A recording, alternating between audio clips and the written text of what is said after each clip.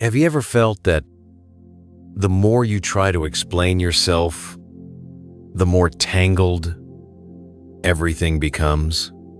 As if you're pouring out your energy just to be understood by people who were never really listening? And the more you speak, the more disconnected you feel from your own self? Have you ever felt exhausted from chasing results, chasing success, only to realize you've been living inside someone else's noise, not your own breath?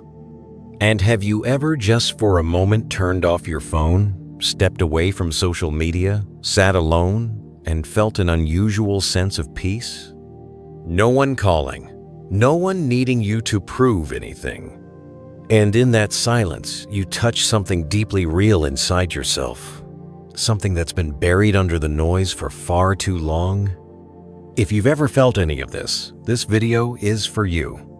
Because sometimes the world isn't pushing against you. You're just not yet coming home to yourself. Let these next few minutes guide you back to stillness, to freedom, and to the quiet strength that's always been within you. Dear friend, I don't know when you're watching this. Maybe it's during your lunch break, or on a quiet Sunday afternoon, or maybe late at night, scrolling through your phone, hoping to find something that soothes your soul. But let me ask you this honestly. When was the last time you just sat quietly with yourself? No screens, no messages, no buzzing notifications every few minutes. Just you and your breath. We're living in strange times. Never before have we been this connected, and never before have we been this far from ourselves. Each morning, before we even look in the mirror, we're already looking at our phones.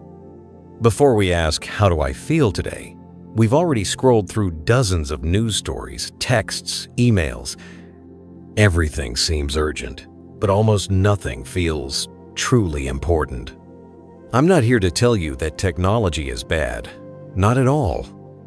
It's a tool, and like any tool, if misused, it starts to control us instead of serving us. Have you ever felt like your mind is being pulled in 100 directions?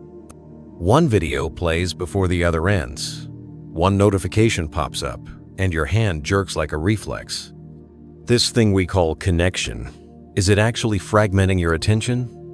In Buddhism, we call that a scattered mind, a state where you're constantly pulled around, no longer rooted anywhere. And do you know what's most dangerous about it? It's not just about losing time. It's that you begin to lose yourself without even realizing it. A student once asked me, "Master, why do I feel so drained all the time? I have no energy, no inspiration, no direction, even though I'm working every day." I smiled and said, "Because you're giving your attention away without even knowing who you're giving it to." Attention is life energy. Wherever it shines, things bloom. But if it's scattered all day across screens and into other people's lives, your own life begins to wilt. Sometimes, the brightest light doesn't come from a glowing screen. It comes from silence. Not all light is illuminating. Some lights only blind. And sometimes, it's in the darkest places that we see ourselves most clearly. I'm not suggesting you abandon technology. I'm simply inviting you to rebuild a healthy relationship with yourself through something very simple, digital detox. Nothing dramatic, just a small pause every day. Maybe for the first 10 minutes of your morning, don't touch your phone, touch your breath instead. Or during meals, turn off all screens so you can truly eat, not just swallow. Or at night, spend 15 minutes before bed just writing a few thoughts, or simply sitting, listening to the quiet in your room. No screens, no interruptions, just you and your presence. When you begin to do that, something beautiful happens. You start to feel whether you're tired or energized. You begin to notice the emotions you've buried, and you stop needing someone out there to fill the emptiness because you start to fill it with your own true attention. There's a Buddhist image I love deeply. The human mind is like a still lake. When the water is agitated, you can't see the bottom. But when the surface is calm, everything becomes crystal clear. Screens, notifications, digital noise, these are the winds disturbing the water. To see yourself clearly, first, let your inner lake settle. Now, you might say, "But Master, I'm too busy to make time for stillness." And I would gently answer, it's exactly because you're so busy that you need stillness. It's exactly because the world is spinning fast that you must learn to pause. Don't wait until you're completely burned out to learn how to rest. Don't wait until your mind is overwhelmed to learn how to return. Begin now with just a single breath. Right now, even after this video ends. I truly believe that in the quiet space you create for yourself, you'll find something the world can never give you. Clarity, peace, and the feeling of finally coming home. We live in a world where nearly everything is measured: how many views, how many likes, how many results, and how fast we can get them. We live as if happiness has an expiration date, and success must arrive instantly, or else we feel like failures. But life isn't a machine. It's a field. And you are the one planting seeds. Let me share an old image with you, simple but always true. A farmer wakes up early with a bag of seeds in his hands. He walks out into the fields. He tills the soil, scatters the seeds, waters the earth, and then he goes home. He doesn't dig them up the next day to see if they've sprouted. He trusts the rhythm of the earth. He's patient, but not controlling. He tends to the field, but doesn't force the harvest. To me, living mindfully is a lot like that. You do what needs to be done with sincerity, and then you let go. But I know it's not easy, especially in an age that teaches us to take success, control outcomes, win at life. The more we try to control, the more restless our minds become. We start to worry. Am I doing this right? Will people like what I'm doing? Will the results come in time? And in all that noise, we lose the most important thing of all: presence. You see, when we become obsessed with outcomes, we stop living in the moment. Every action becomes a transaction. Do this, so I can get that. But the most beautiful things in life don't come through transactions. They come through offering. You offer your attention to your work even if no one sees. You offer kindness even if no one says thank you.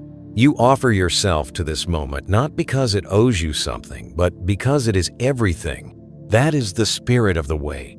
That is what freedom really feels like. Not because you've given up, but because you've let go.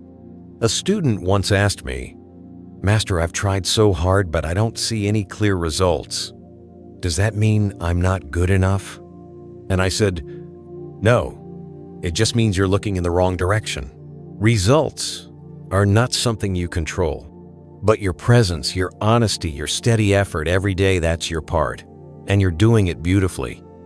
You know, in Buddhist teachings, there's a powerful concept called non-self. It means not being trapped by ego, expectations, or ownership. When we act from non-self, we don't do something to get something. We simply live in harmony with our true nature. You don't care for a tree just because you want flowers on a specific day. You water it every morning, feel the leaves between your fingers, quietly watch it grow. And eventually, it doesn't matter so much whether it blooms or not, because that act of caring became part of you. So, let me ask you this. Why are you doing what you're doing? Is it for the joy of this moment? Or for a reward that might come in the future? If you're feeling tired, or discouraged, or judging yourself only by what you've achieved, pause for a moment. Take a deep breath, and remember, you don't need to control everything. You just need to show up fully for what you're doing. Peace doesn't come when everything goes your way. Peace comes when you know you gave your whole heart to each step regardless of what comes next. Just like the farmer who scatters seeds and trusts the soil, you too are planting quiet seeds in your soul through every conscious action, every mindful word, every wholesome thought. And one day, you'll look back and realize everything you did with presence, even the smallest act, has blossomed in some way. Maybe not in the place you expected, but in the place you needed most. And that is the quiet miracle of life. There are seasons in life when we feel like we're living, but somehow being swept away by other people's opinions, by society's expectations, by the noise of life, family, work, social media, even the noise in our own minds. And so, we start running, not towards something, but just to avoid being left behind. But have you ever stopped to ask yourself, what am I really running for? Who am I living for? I remember a woman in her 50s once came to speak with me after a talk. She had everything: a stable job, 2 grown kids, a family that lacked nothing materially. But when she sat down, her eyes filled with tears. She said softly, "Teacher, I don't know who I am anymore. I've lived my whole life based on what others expected, and now I'm not even sure what I truly want." I paused, my heart quietly holding her pain. And then I said something simple but deeply true. Your heart has wandered far. It's time to gently call it home. You see, when the heart turns outward for too long, we begin to lose a sense of who we are. We start living as if others are the center and we're just a reaction. Someone praises us and we're happy. Someone criticizes us and we spiral. Someone disagrees and we panic. We allow the world to dictate our moods, our direction, even our worth. But in Buddhist teaching, the key isn't to fix the world outside, it's to return inward. Because the mind is the master. The circumstances, they're just passing guests. Imagine your mind as a mountain, solid, calm, still. All the noise outside, storms, winds, chaos, are like weather. They come and go, but the mountain remains, unmoved. But if you forget you are the mountain, you'll start living like a cloud, blown by every wind, floating according to someone else's current. And eventually, you'll feel exhausted. Not because the wind is too strong, but because you've forgotten your grounded nature. Returning inward isn't selfish. It doesn't mean you withdraw from life. It simply means pausing. Pausing to notice what's truly happening inside. Pausing to listen to the voice deep within, not fear, not pressure, but the voice of your truest self. And you can begin in the simplest way, with a single breath. The breath is the shortest path back to yourself. When you inhale, just know that you are inhaling. When you exhale, just know that you are exhaling. That's it. Nothing added, nothing forced. But in that moment, you are living from the center, not the edges. I often tell my students, when you don't know what to do, don't rush to do anything. Just return to your breath. Return to your heart. From there, clarity will come. Because clarity doesn't come from outside. It comes from within, from stillness, from knowing who you are amidst everything that's happening. So if right now you feel pulled in 1,000 directions by people, by headlines, by pressure, by doubt, maybe it's time for a gentle pause. Not to give up, but to return. Return to the one thing that matters most, you. Remember, you are not your passing emotions. You are not someone's judgment. You are not the mistakes of your past. You are the one who watches all of that. And you can come home to yourself anytime. And when you do, you'll see Life doesn't have to change for you to be at peace. You just need to find peace within so life no longer feels like a threat. That's when you stop chasing. And finally, start living from the inside out. There's one question I get asked a lot, especially from adults who've been through life's many seasons. Teacher, what should I do when the people I love most are also the ones who hurt me the most? If you've ever asked this question yourself, you know it's not an easy one to answer. Because when love is genuine, it's not easy to let go. And deep down, we often believe that if we love hard enough, stay patient long enough, maybe they'll change. But here's something I've learned over many years walking with people through heartbreak, through soul wounds, through deep confusion. Compassion doesn't mean allowing someone to keep hurting you. Yes, you can love someone deeply. Yes, you can pray for their healing every day. Yes, you can understand their pain. But that doesn't mean you must let them harm you. It doesn't mean you have to stay in a relationship that's draining your spirit. It doesn't mean you should hold everything together while you're falling apart inside. In Buddhism, compassion is not blind endurance. It is wisdom that knows when to draw a boundary. Someone once said to me, "But teacher, I don't want to distance myself. It feels cold. It feels selfish." And I gently told them, distance isn't always a sign of abandonment. Sometimes it's the highest form of love you can offer to yourself and to them. You see, some people come into our lives not to stay forever, but to teach us something vital about boundaries, about self-worth, about where love ends and self-erasure begins.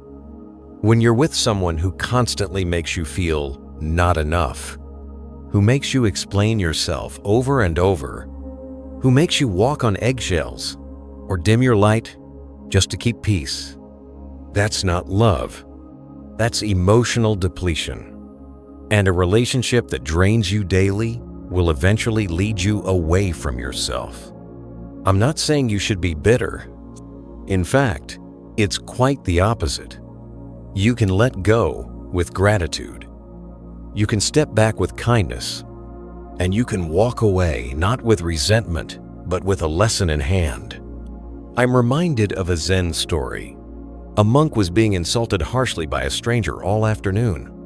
When asked why he didn't respond, the monk simply smiled and said, "If someone offers you a gift and you don't take it, who does it still belong to?" The same is true for hurtful words, anger, or judgment.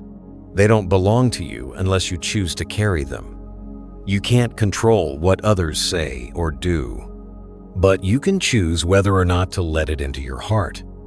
Your peace is a sacred garden, and sometimes you must close the gate to those who don't respect that sacred space. I know it's especially hard when the person is someone close to you. A parent, a lifelong friend, a partner you once loved deeply. But you can't help someone heal if you're bleeding too. And if every time you're around them, you feel like you have to shrink to survive, then maybe it's time to turn inward and ask, who am I trying to take care of? And how long have I forgotten to take care of myself? You were not born to be someone else's life raft. You deserve to breathe, to live, to be wholly yourself without sacrificing your inner peace. I'm not telling you to cut ties with cruelty. I'm inviting you to reflect. Is your patience killing your aliveness? Is your compassion turning into self-abandonment? And if the answer is yes, then it's okay to take a step back with peace. You don't need to make a loud announcement. You don't need to carry bitterness. Just one quiet step back to protect the light within you. You don't need to scream to be understood. You just need to choose silence to finally hear yourself again. And maybe, just maybe, the gentlest kind of letting go is the highest form of love there is. Not love for another, but the first love you owe to yourself. There's something quietly powerful I've learned over the years, both in my own spiritual practice and in walking alongside others on their path. Inspiration comes and goes, but discipline stays. And it's not inspiration, but discipline that opens the door to deep, lasting freedom. I remember one early morning, the air still heavy with fog. A young man came to the monastery and sat down across from me. He said, "Teacher, I really want to change my life. I've read so many books, listened to countless talks, but after a few days, I always give up. I don't know why I can't stick with anything." I looked at him and asked just one question. "Are you waiting for inspiration, or are you choosing to live with discipline?" He fell silent, and in that quiet moment, I believe something within him began to shift. You see, many of us believe we'll begin our spiritual practice, or start eating better, or finally journal, or exercise, or treat ourselves kindly when we feel inspired. When our mood is right, when the timing's perfect, when life feels calm enough to make space. But here's the truth. Life doesn't wait for your mood. And doing the right thing doesn't require inspiration. A true practitioner, someone on the path of awakening, isn't always motivated. But they do what needs to be done, even when they don't feel like it. Why? Because they understand something deeper. Freedom isn't doing whatever you feel like. Freedom is training yourself to do what matters, even when you don't feel like it. Discipline isn't punishment. It's a form of love. It's creating a sacred rhythm in your day, not out of pressure, but out of care. You wake up early not because someone's forcing you, but because you know that dawn is when the soul is most still.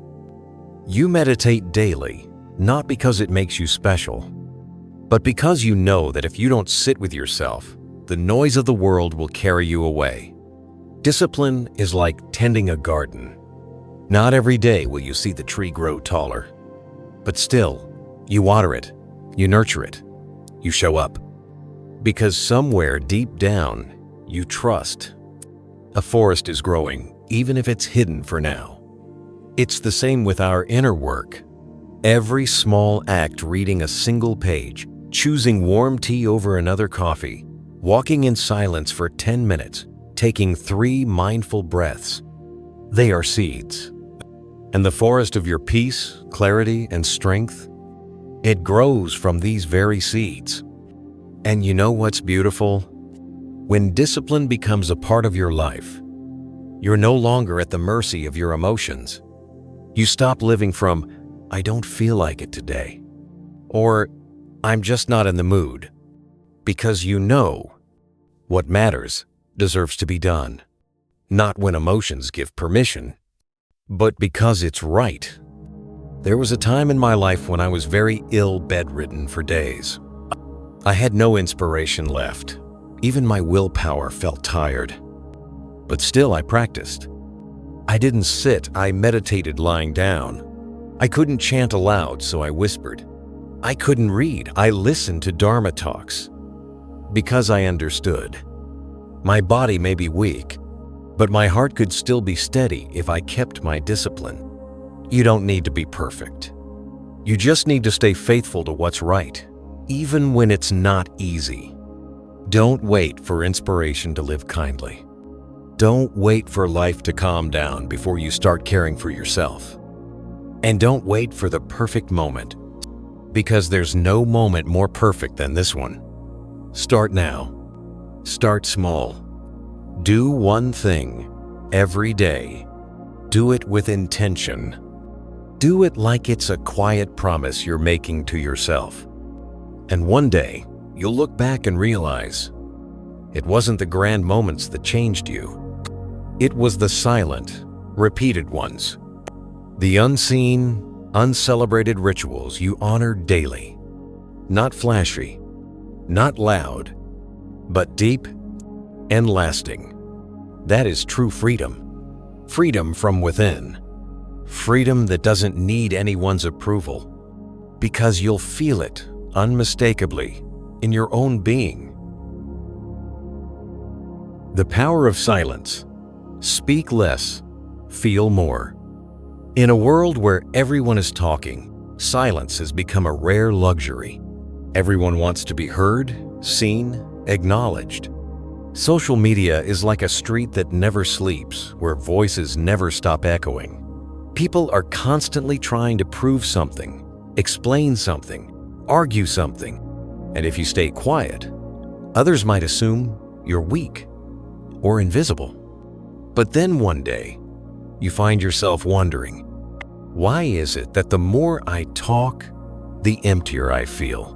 Why does trying to explain myself only leave me feeling misunderstood? Why, when I speak, do I feel like I'm losing something deep inside me? And that's when you begin to touch something rarely talked about. Silence isn't the absence of words. It's the presence of understanding. I remember a man once came to the monastery carrying a heavy burden of injustice. He talked a lot. His voice trembled, eyes red with frustration, pouring out every detail in hopes someone would understand him, take his side.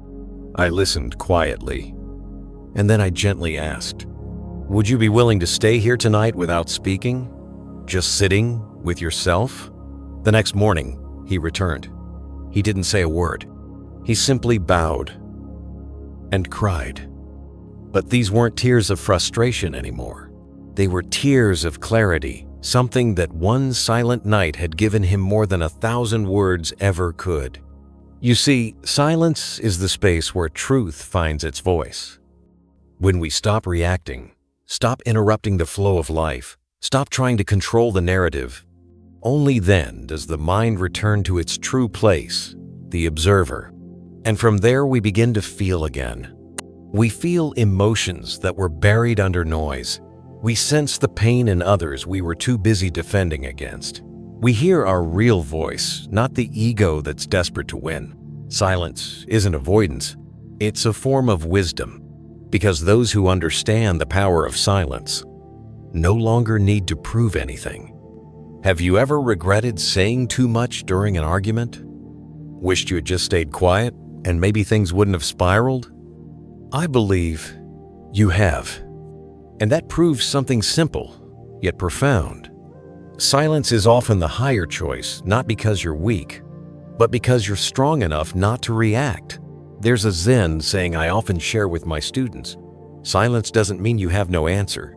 It means your answer is coming from a deeper place. When you choose silence, you're not giving up what's right. You're simply placing it in the right moment. You don't lose your power. You stand in a power far greater, the strength of presence. Because not everything deserves a response. Not everyone deserves your energy for explanation. I once met an old Zen master living in seclusion in the mountains.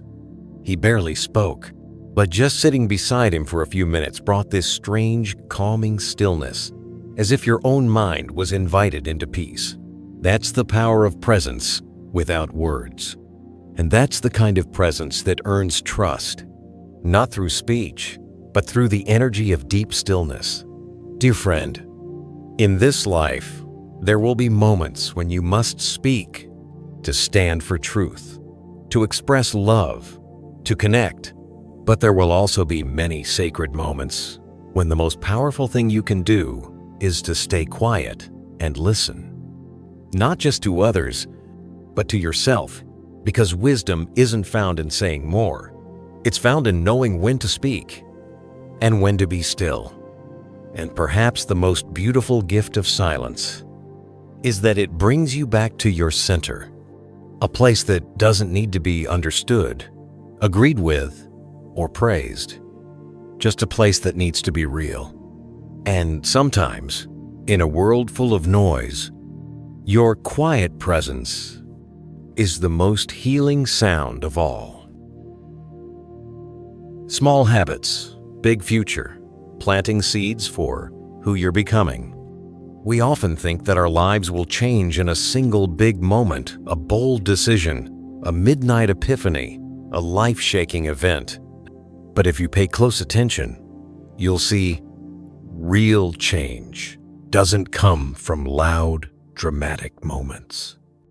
It comes from what you repeat in silence, what you repeat when no one's watching, what you repeat every single day. I often tell my students, what you do in silence today will become the loudest voice of your life tomorrow. And that's true in every area of life. You don't become peaceful just because you heard an inspiring talk. You become peaceful because you chose to take a deep breath instead of reacting again and again. You don't become healthy because you had one salad. You become healthy because you consistently make mindful food choices day by day, even when no one's looking. You don't live a meaningful life just because of one big awakening. You live meaningfully because you choose kindness, awareness, and responsibility hour by hour, even when the world isn't paying attention. I once knew an elderly Buddhist practitioner. Every morning, he would make himself a cup of tea and sit quietly for 5 minutes. Just 5 minutes, no deep meditation, no chanting, just his breath and the warmth of the tea. When I asked why he'd done that every single day for over 20 years, he smiled and said, "Because each morning like that is a reminder to my heart. Slow down, be real, be present." And that, my friend, is the quiet power of a small habit. Because the things we repeat in silence become the blueprint of our lives. We are not what we wish we were. We are what we choose, again and again. If you begin your morning by reaching for your phone instead of reaching for your awareness, you're shaping a mind that's easily distracted. If you ignore your emotions, avoid sitting still, or rush through your days, you're feeding a part of you that feels abandoned. But if even just once a day you pause to write down one thing you're grateful for, go for a mindful walk, or drink a glass of water without multitasking, you are quietly planting the seeds of a life that's rich with presence and clarity. You might not see anything change in a week. No one may clap for you. No one may notice. But I promise you, if you stay with it, one day you'll look back and realize you've become someone new. Someone deeper, stronger, freer. I often imagine it like tending a sacred garden inside your heart. Every good habit you keep is a kind seed. You plant, water, and clear the weeds. And over time, that inner garden begins to bloom. Not loudly, not for show, but quietly, from the inside out. You don't need to do anything extraordinary today. Just start with something small but meaningful. A kind word instead of a harsh one. Listening instead of interrupting. One deep breath before replying to that message. One gentle moment with yourself in a world that keeps asking you to toughen up. You know, no one builds a temple in a single day. It's laid brick by brick, morning and evening, with patience and love. Your life is the same. So if today you feel like you haven't gone far, haven't done anything big, please don't lose heart. Instead, just ask yourself, what am I repeating each day? And are those things leading me toward the person I want to become? Because your future won't be built from big dreams alone. It will be shaped by the small, mindful habits you repeat again and again with love. Mindfulness in chaos. Finding peace before you react. Some days, life gets loud. And I don't just mean the sound of traffic, breaking news, or deadlines piling up. I mean the noise inside us. Sometimes, all it takes is a poorly timed comment, a look that feels dismissive, or a moment that doesn't go our way. And boom, we snap, we react, we explode. Then afterward, we sit with that familiar feeling, regret, self-judgment, or the weight of knowing we may have overreacted again. Sound familiar? I once asked a student, "Have you ever laid awake after an argument wishing you had said less, or maybe just stayed silent?" He nodded and said, "Many times, teacher, but in the moment, I just couldn't stop myself."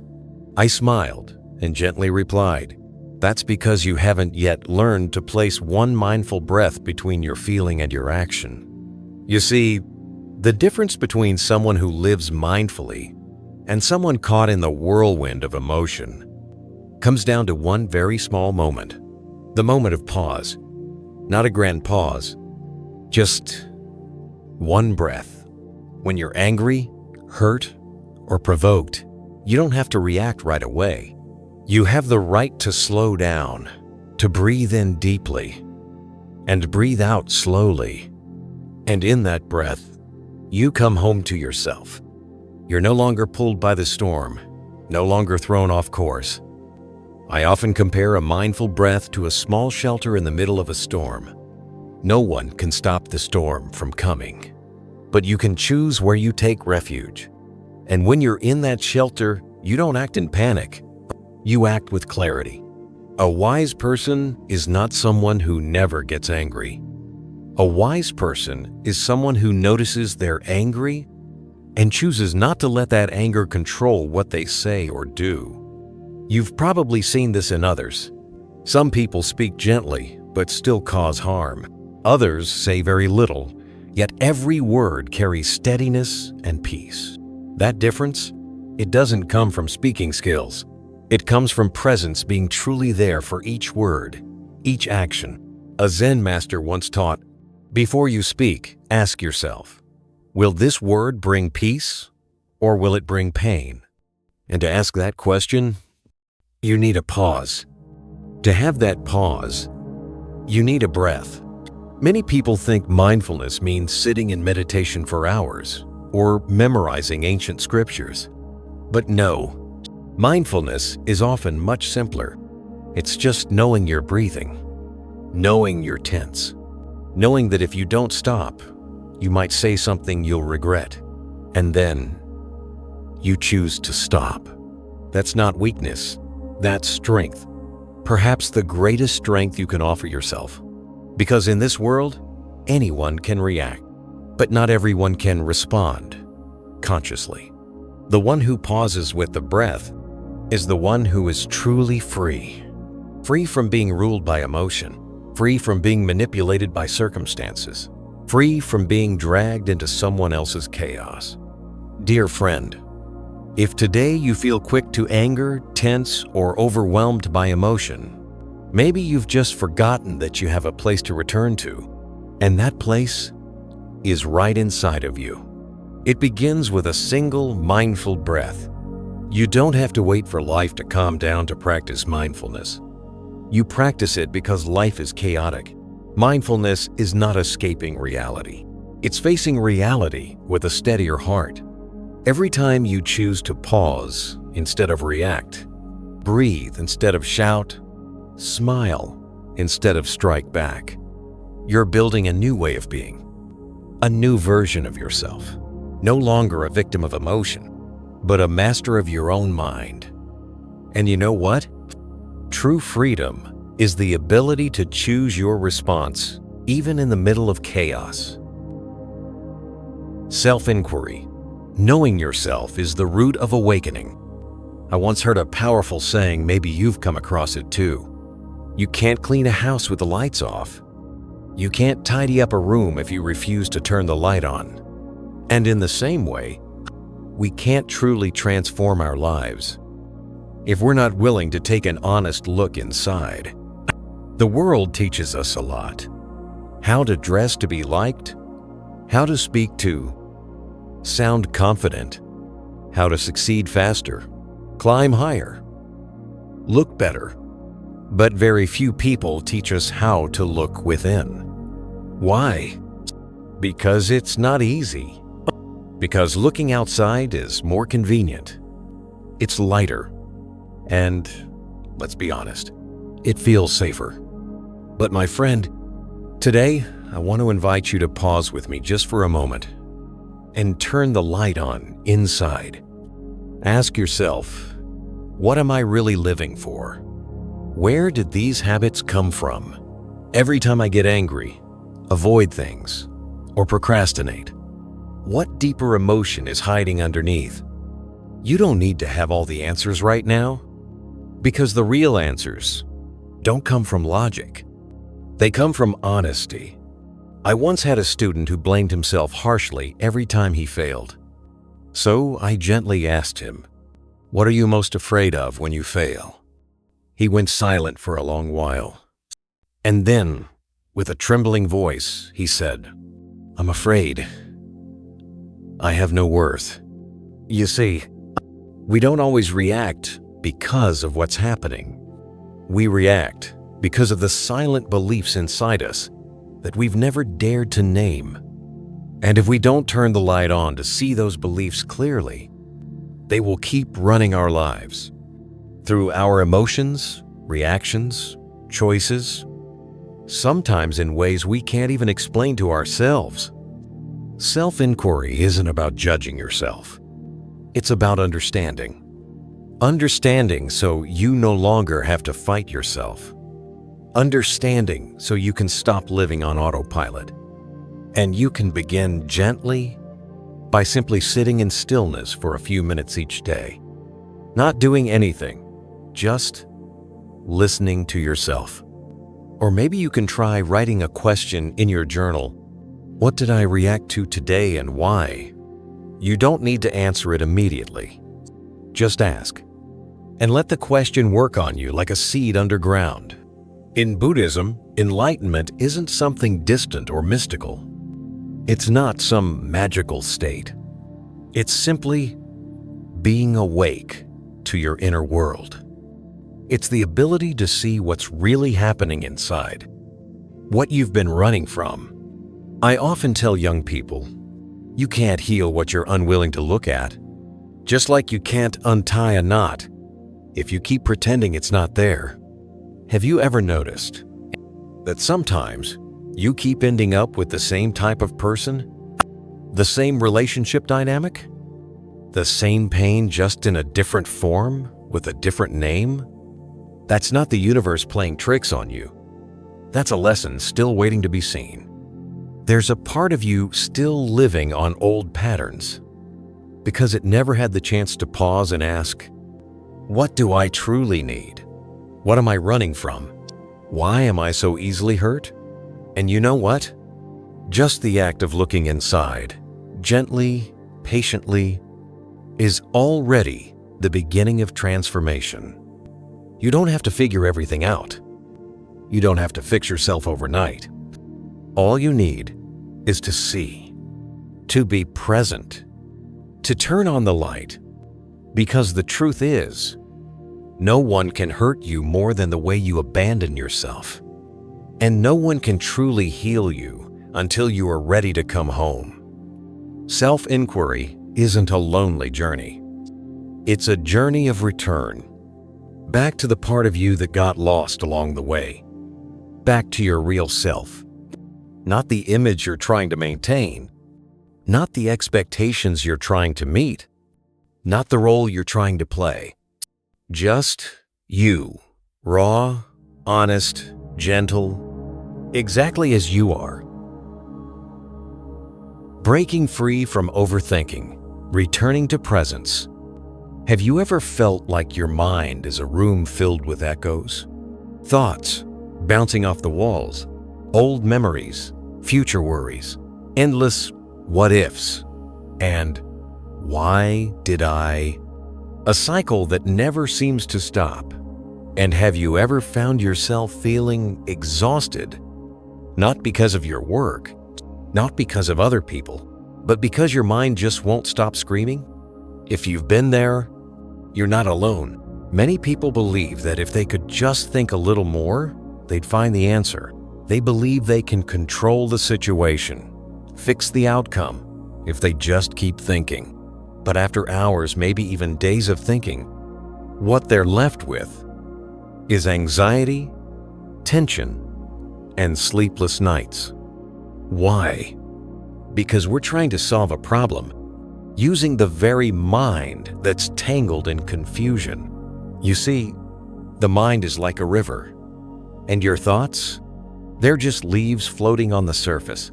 There's the leaf of the past, the leaf of regret, the leaf of fear, the leaf of what if and if only. But you are not the leaf. You are the one sitting on the riverbank, watching it all float by. The trouble is, we forget that. We dive into the river, chasing every single leaf. We examine each one, try to predict where it came from, where it's going. And before we know it, we're drowning. Thoughts themselves are not the enemy. They only become toxic when we start identifying with them. I once met a woman who constantly lived in fear that her husband would leave her. Even though he still loved her, was fully present in their life, she had this voice in her head. He's going to walk away. He's changed. There must be someone else. When I asked her, "What's the truth?" she paused for a long moment and said quietly, "Actually, things are fine, but my mind is not at peace." Isn't that the heart of it? When the mind is unsettled, no matter how calm the world is around you, you live as if there's a storm. So, how do we break free from overthinking?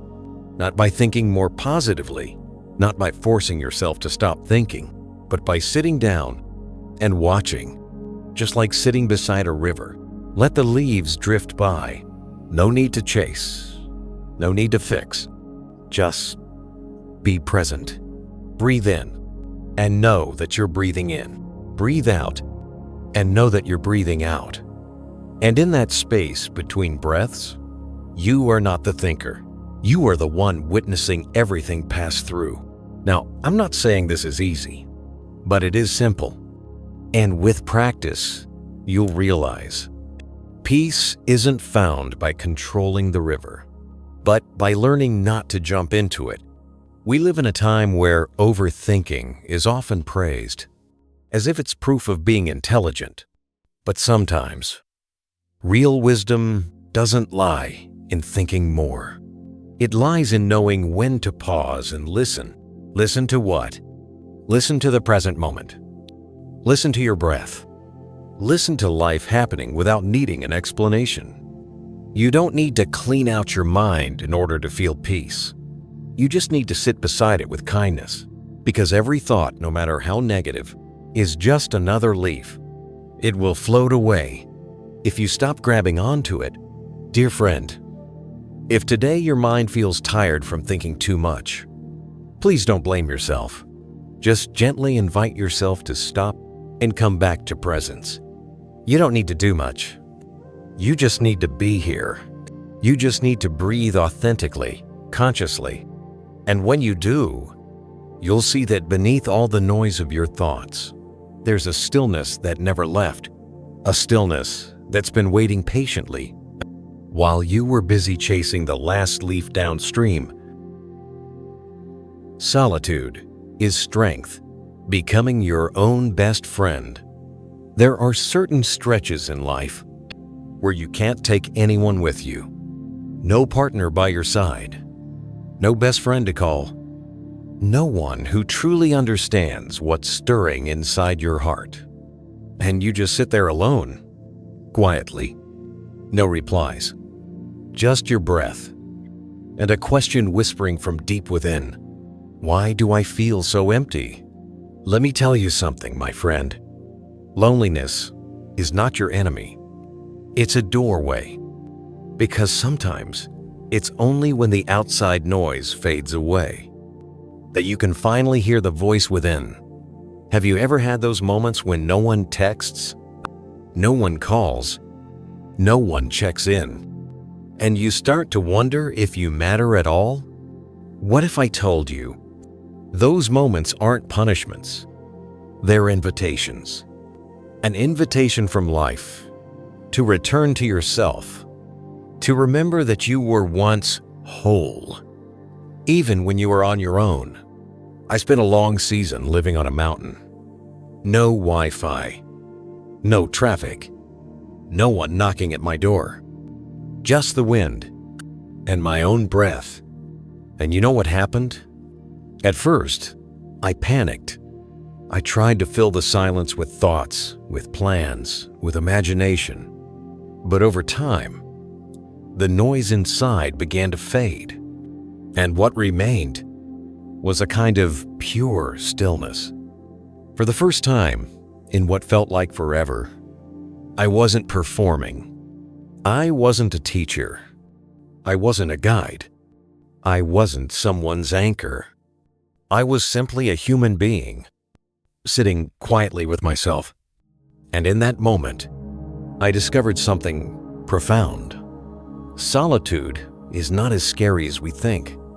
What's truly scary is never having learned how to be alone. We grow up in a world that teaches us having someone beside you means you're successful. Being loved means you're worthy. And so we start tying our value to other people. If they love me, I must be lovable. If they need me, then I must be valuable. But life has its way of reminding us, no one will be by your side forever. And at some point, you'll have to stop running from the truth that the greatest companion you'll ever have is you. Now, I'm not saying you should isolate yourself.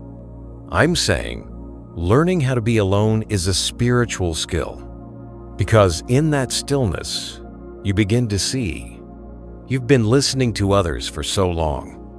You forgot how to listen to yourself. You've been chasing approval for so long. You forgot to ask, what do I really want? You've been trying so hard to fit in that you didn't notice how far you've drifted from your own soul. And it's only when you stop trying, stop proving, that you can finally become the friend you've always needed. A friend who doesn't judge you for what you're feeling. A friend who doesn't abandon you when you're not cheerful, not successful, not perfect. A friend who can sit in silence and hold space for every version of you, even the ones you'd rather hide. And when you become that friend to yourself, you're not afraid of being alone anymore. Because you realize solitude isn't a void. It's the space where you come home. You start to see that your worth doesn't come from who needs you, or who validates you, or who chooses to stay. It comes from whether or not you are choosing to be real with yourself. So if you're in a season of life where no one seems to understand you, where no one walks beside you, where no one feels close enough to share the weight of what you're carrying, instead of blaming yourself or scrambling to fill the silence, try sitting down. Take a deep breath and ask, can I become the friend I need right now? If you can do that, you're not alone anymore, because you've just found the first and the last true companion of your life. Letting go of negativity, choosing to be the sky. There are moments in life when it feels like everything around you is trying to pull you away from yourself. A harsh word, a cold look, someone you once trusted suddenly turning their back, an unfair situation you didn't deserve, but it still happened. And just like that, your heart trembles. Anger, hurt, the urge to react, to defend, to strike back. And in that moment, it feels like reacting is the only way to protect yourself. But you know what? There's another kind of strength, one that's deeper, quieter, and far more enduring. It's the strength of not getting swept up in the noise around you, not because you don't feel anything, but because you are no longer the wind. You've become the sky. I remember sitting with a student once. She had just gone through a harsh wave of online criticism, hurtful, personal, and relentless. She was angry. She wanted to speak up, to explain, to set the record straight. I listened, and then I gently said, if you are the sky, you don't need to explain yourself to the clouds. Do you see what that means? Clouds can be heavy, dark, even full of thunder, but eventually, they pass. And the sky? It remains. Vast, open, untouched. When you live from a grounded and peaceful mind, you're no longer ruled by the passing emotions of others. A cruel word can't pierce you if there's nothing inside for it to cling to. You don't react out of pain. You respond from presence. That isn't detachment. It's understanding. You understand that people behave from where they are, not because you deserve mistreatment. They're simply reacting from their own unresolved pain. And you no longer let your mind become a prisoner of someone else's storm. I once heard a Zen teacher say, "The one whose heart cannot be touched is no longer afraid of being misunderstood." And that's the truth.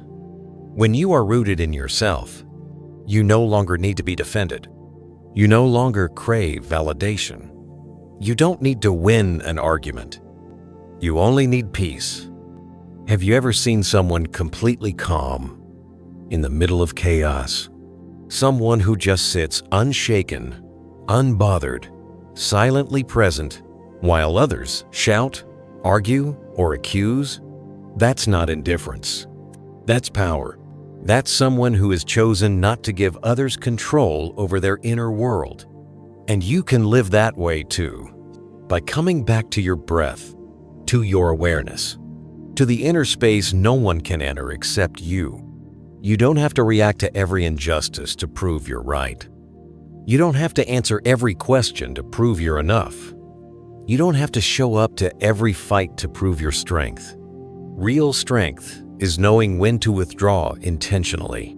It's seeing the anger rise within you, and instead of letting it spill out in sharp words, you exhale softly. Because you remember, you are no longer the wind, easily swayed. You are the sky, where everything can pass through, but nothing can stay. And the most beautiful part? When you live as the sky, you not only keep your own peace, you help others remember. They don't need to be loud to be heard. They don't need to fight to feel seen. You become a quiet mirror, a place of stillness, in a world exhausted by reaction. So if today someone hurt you, if something unfair stirred your heart, if your mind is tempted to erupt in defense or rage, pause and ask yourself, do I want to be the wind or do I want to be the sky? And the answer? It doesn't need to be spoken. It only needs to be lived. Returning to yourself, the sacred light within. Have you ever felt like a tiny boat drifting through a foggy sea? No direction, no anchor, and sometimes not even the faith that something sacred is guiding you anymore. Modern life can easily pull us away from ourselves. We rush. We breathe shallowly. We spend our days chasing to-do lists, caring for others, fulfilling roles and responsibilities. And then, one day, we notice an emptiness inside. But you know what? No matter how noisy the world becomes, there is one thing that never leaves. It's been waiting quietly for you to return. It's the sacred light within you. It doesn't shine like a spotlight. It doesn't roar like applause. But it's steady, gentle, like a candle softly flickering in a silent room. Maybe you've gone far. Maybe you've believed that your light has gone out. But it hasn't. It never did. It's simply been waiting for you to come home. And the path home? It doesn't need a guide. It doesn't need a map. It doesn't need a miracle. It just needs one breath. Just one breath fully felt. You place your hand on your chest. You feel the heartbeat beneath your palm. You quietly observe the air flowing in and out, as if you're listening to your soul whisper. And then, like a quiet kind of miracle, you begin to reconnect with yourself. I once met a man successful, wealthy, with everything people dream of. But he said to me, "Teacher, the more I succeed, the more lost I feel. Like I'm living someone else's life, not my own." I didn't say much.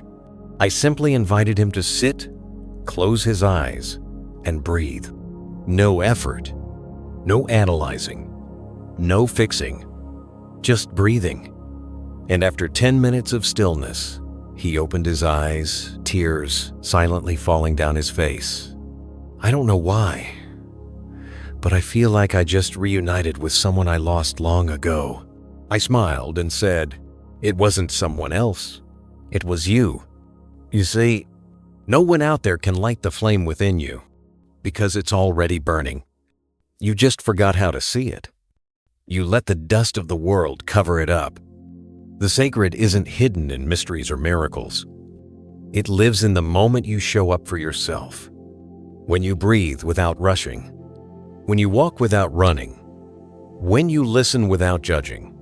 It's in those simple, quiet moments that you reconnect with what is most sacred, your inner world.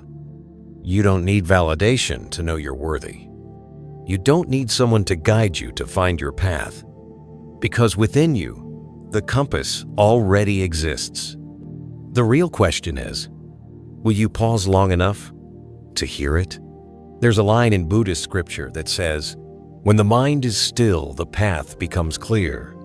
In other words, when your heart becomes still like a calm lake, truth reveals itself effortlessly. You don't have to search for the light. You just have to stop adding more clouds, and the light will shine on its own. I believe, no matter where you are on your journey, all it takes is one moment of touching your breath, and you've already started to return. No one needs to know. No one needs to approve, because that return is a sacred gift you give yourself. Transforming pain into wisdom. There are some kinds of pain that feel like we'll never get through them. Moments when we sit quietly, holding our chest, wondering why life has to be so unfair. Questions with no answers. Restless sleep because the heart is too tired to dream anything peaceful. I've met many people like that on this path of practice.